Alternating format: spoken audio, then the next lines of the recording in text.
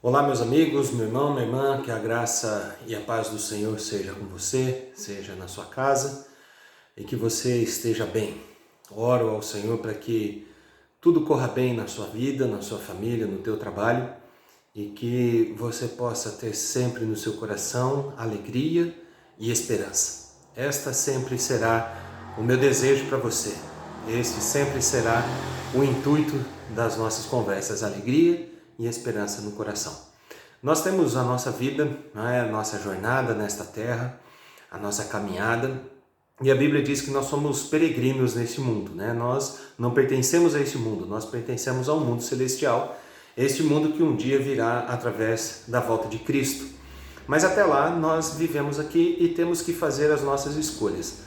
Escolhas das mais simples às mais complexas, escolhas de simplesmente de um café da manhã, de uma roupa que se deve vestir, um trajeto que se deve seguir, ou até mesmo escolhas mais difíceis, Um casamento, por exemplo, uma separação, Uma viagem, um negócio muito grande. Então são escolhas que elas se tornam sobre a nossa vida todos os dias. Pablo Neruda, um dos poetas do século XX, um homem chileno, que foi cônsul do Chile, Ele, nos seus poemas, ele escreveu e ele diz assim que nós somos livres para as nossas escolhas, mas nos tornamos prisioneiros das consequências. E isto é real, Isto é fato. Independentemente se a escolha seja boa ou ruim, nós certamente teremos consequências boas ou ruins. Então é sobre isso que eu quero refletir, quero ter um tempo com você para nós pensarmos sobre a nossa vida, sobre a nossa condição, sobre os nossos dias, para nós pensarmos também a respeito da nossa vida cristã. Então eu quero trazer aqui pelo menos 3 textos que falam de escolhas e que faz com que a gente pense a respeito daquilo que nós também fazemos. A primeira delas está em Ruth, capítulo 1, onde fala da história da vida de uma família de Elimeleque, Noemi, Malom e Quilion. Esses 4 viviam na cidade de Belém, que era denominada Cidade do Pão ou a Casa do Pão. Então ali havia sempre abundância, havia sempre a prosperidade, muito alimento naquele lugar, era uma terra muito produtiva, então as pessoas elas tinham a sua agricultura muito forte naquele lugar. Então eles estavam sempre com bastante provisão sobre as suas vidas, sobre as suas casas. Mas houve um tempo que houve fome, faltou pão na casa do pão. Então ali naquele momento, naquela escassez, Elimeleque, ele olhando para sua casa, para sua família, ele toma uma decisão, ele faz uma escolha, a escolha de sair de Belém. E aos nossos olhos, uma escolha totalmente sensata, uma escolha que talvez nós tomaríamos no lugar dele. Uma escolha onde ele olha para a segurança da sua casa, para o conforto da sua família, e ele pensa, poxa, tem fome, não tem mais alimento, não tem mais a prosperidade que a gente tanto gostava de ter, e agora? Eu preciso preservar a vida dos meus. Então Elimeleque toma a decisão, ele escolhe sair de Belém e ir para uma terra estrangeira, uma terra totalmente pagã, uma terra totalmente que não adorava e não acreditava nem em Deus.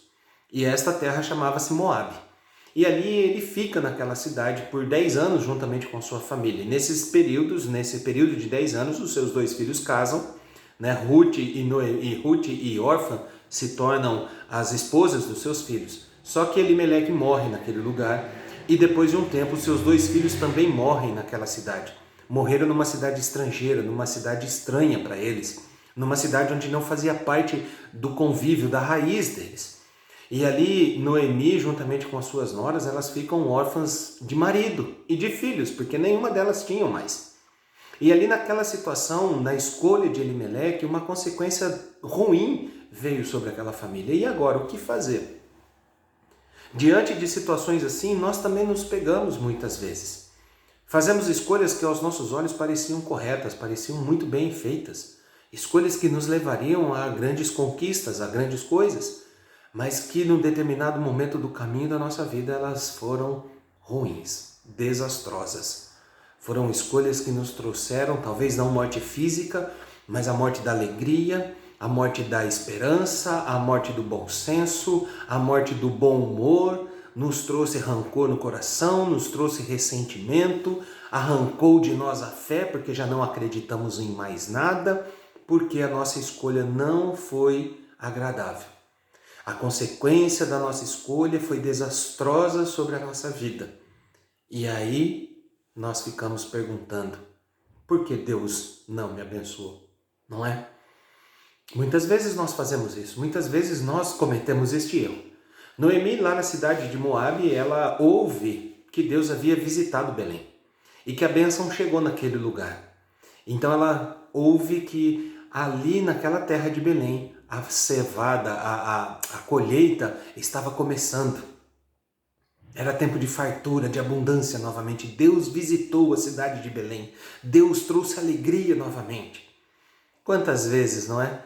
Nós olhamos e falamos assim, poxa vida, por que eu não recebo a bênção de Deus?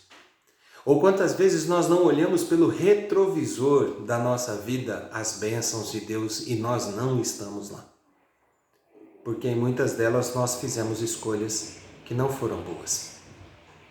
Porque muitas vezes nós deixamos de lado as coisas de Deus e fazemos as nossas próprias vontades ou criamos os nossos próprios caminhos. Noemi soube disso, mas e agora? A vida dela era totalmente diferente. A vida dela era uma vida já sem alegria, amarga, tanto que ela muda o seu próprio nome. Noemi significa doce, aprazível, e ela muda o seu nome para Mara, que significa amarga, ressentida, rancorosa. E ela volta para a cidade dessa maneira, achando que Deus fora o culpado de tudo que ela estava passando. Mas as culpas não são de Deus, elas são das nossas escolhas. E nós vivemos as consequências delas, prisioneiros dessas consequências de escolhas que nos levaram distantes do caminho de Deus. Talvez você tenha feito esta escolha, uma escolha que te levou a um lugar de sequidão, a um lugar de tristeza, a um lugar de morte. Mas eu quero dizer a você, ainda há esperança. Você pode retornar e você pode fazer a escolha correta agora. Você pode retornar ao caminho de Deus. Você pode se restabelecer com Deus, renovar a sua aliança com Deus. Ter de volta a vida. E foi o que Noemi fez. Passado um tempo, Noemi então tem a sua história reescrita por Deus, mas houve uma consequência muito ruim sobre a sua vida. A segunda escolha está em Lucas capítulo 15, do versículo 11 em diante, onde Jesus Cristo está contando para os religiosos uma parábola, a parábola do filho pródigo. E nessa parábola Jesus faz uma comparação fantástica a respeito da vida religiosa, mas eu quero falar sobre a respeito da vida da escolha. Jesus conta então que certo homem tinha 2 filhos, e o mais moço chega no pai e diz, pai, dá-me a parte da herança que eu quero viver a minha vida. Uma escolha que muitas vezes nós ouvimos hoje em dia. Talvez hoje seja mais evidente esse pedido, né? Jovens, adolescentes querendo viver uma vida independente, uma vida longe dos seus pais, uma vida de liberdade, uma vida onde eles podem fazer todas as coisas. E este moço também, ele estava nesse pensamento. Ele chegou no seu pai e falou, me dá a minha parte, me dá o meu dinheiro que eu quero curtir a minha vida. E ele sai da casa do seu pai, ele deixa toda aquela segurança, ele deixa de ser sombra do seu pai e vai viver uma vida que ele fantasiava. E nessa vida que ele fantasiou, ele gastou todo o seu dinheiro. E diz a palavra de Deus que ele gastou com festas, com prostitutas, ele gastou com bebedeira, ele curtiu a vida adoidado, entendeu? Ele curtiu a vida da maneira como ele queria, porque era o que ele sonhava. Ele achava que isso ia fazê-lo ser uma pessoa mais feliz e ser uma pessoa mais vibrante. Quantas pessoas não fazem isso hoje em dia? Quantos jovens, quantos adolescentes não querem isso? Não é? Você olha aí em cidades universitárias, esses jovens, estas meninas, esses meninos doidos para sair do casulo e viver uma vida de festa, uma vida de alegria, uma vida onde ninguém está ali observando. Mas isso tudo é um engano, porque este moço, quando ele perde tudo, ele olha para si mesmo e diz, olha onde eu cheguei, que caminho que eu escolhi. Nem os empregados do meu pai passam a necessidade que eu estou passando aqui. Porque esse moço, quando ele perdeu todo o dinheiro, ele teve que ir morar numa fazenda, E nessa fazenda tinha um chiqueiro de porco e ele comia aquela comida. A humilhação de comer algo desprezível, porque ele já não tinha mais alegria, ele não tinha mais amigos, ele não tinha mais companheiros, ele não tinha aquelas pessoas que o bajulavam, porque o seu dinheiro acabou. Resume-se então que a nossa vida ela não é feita financeiramente. A nossa alegria ela não é perpetuada em nós sobre aquilo que temos, mas é sobre o que somos. O que somos. O que somos na sociedade, o que somos diante de Deus. Isto é o que conta. Então esse moço teve essa escolha. Talvez você tenha passado por isso, você fez essa escolha. Você que é pai, mãe, talvez o seu filho, a sua filha chegou em você com esses requisitos. Eu quero ser feliz, eu quero ser livre, eu quero fazer as minhas próprias vontades, eu quero as minhas próprias escolhas. Você não precisa mais ficar me sustentando porque eu vou dar conta da minha vida. Talvez você tenha sido um jovem assim. E muitas vezes você aconselhou a outros e outros não ouviram, como esse moço também não ouviu. Escolhas terríveis que levam a caminhos que às vezes são difíceis de retornar. E esse moço, quando ele está naquela situação desprezível de humilhação, ele olha para os céus e diz: Pai, eu pequei contra ti e contra ti somente. Já não sou digno de ser teu filho, quero ser tratado como um de seus escravos. E ele volta para casa com esse pensamento de arrependimento, de humilhação. Mas o pai amoroso do jeito que é, ele não deixa o seu filho ser um escravo. Esta é a condição também de nós podermos retornar das nossas escolhas. Voltar atrás. Não há uma porta fechada, há uma porta aberta. Jesus é o caminho para esta porta. Jesus é a própria porta que nos faz entrar em lugar maravilhoso, em lugar de milagre, em lugar de cura, de restauração. Deus quer curar a nossa alma, a nossa ferida, mas nós precisamos tomar uma posição. Nós precisamos nos levantar da condição que estamos e falar assim: eu não quero mais essa vida. Eu quero uma vida diferente, uma escolha diferente. E nesta escolha diferente, então, nos leva ao terceiro texto dessa reflexão. Josué capítulo 2 fala de uma mulher chamada Raabe, uma prostituta que vivia na cidade de Jericó. Josué ele precisava chegar até a terra de Canaã e para chegar lá ele tinha que passar pela cidade de Jericó. E esta cidade de Jericó era uma cidade que necessitaria ser destruída por conta dos seus momentos de pecado, de luta, de amaldição. E ali então Jericó precisava ser destruída. E Josué manda 2 espias para aquele lugar. E eles estão lá para ver aquela cidade, para ver o que passa naquela cidade. Então Josué, com aqueles 2 homens infiltrados ali, ele começa a ter o relatório de como era a cidade, mas o rei de Jericó ficou sabendo daquilo. O rei de Jericó então soube da presença desses homens e manda seus soldados para buscá-los e capturá-los. E eles vão até a casa de Raabe, pois soube que Raabe estava dando guarida para eles. E quando eles chegam naquele lugar, Raabe diz a eles assim: olha, não, eles não estão aqui, de fato eles vieram, mas eu não sabia de onde eram, mas eles já foram embora. Vão atrás deles, eles já passaram pelo portão. Josué capítulo 2, versículos 3 em diante. E ali aqueles homens vão atrás de Josué, de seus espias, mas Raabe havia escondido esses homens na sua casa. Eles estavam ali escondidos e ela deu guarida para eles e depois eles foram embora são e salvos. Mas antes de ir embora, eles olharam para Raabe e disseram: olha, nós faremos um bem com você por conta da sua escolha. Ela escolheu fazer a coisa certa. Ela escolheu estar com o povo de Deus. Ela escolheu fazer a coisa que Deus havia determinado para aqueles homens. Então eles disseram: coloque uma fita vermelha na janela da tua casa. E quando nós estivermos aqui destruindo essa cidade, nós invadirmos essa cidade, a sua casa será salva. Todos aqueles que estiverem dentro da tua casa serão salvos. E Raabe fez isso. Diz o relato bíblico então que Josué com o povo rodeou toda a cidade. Rodearam e cercaram aquela cidade e andaram através daquela cidade por 7 vezes. E na 7ª vez eles deram um brado de guerra, os muros caem, eles entram na cidade de Jericó e ali naquele momento então eles tomam aquela cidade. Mas uma casa ficou intacta, uma casa na alta da colina com uma fita vermelha na janela. E Josué resgata aquela família, todos aqueles que estavam dentro da sua casa, e os levam seguros até o meio do povo de Deus. A escolha de Raabe fez com que ela desfrutasse de algo que ela não havia conhecido, que ela não sabia, uma história totalmente diferente de tudo que ela já havia vivido. Raabe está no meio do povo de Israel, no meio do povo de Deus, uma estrangeira.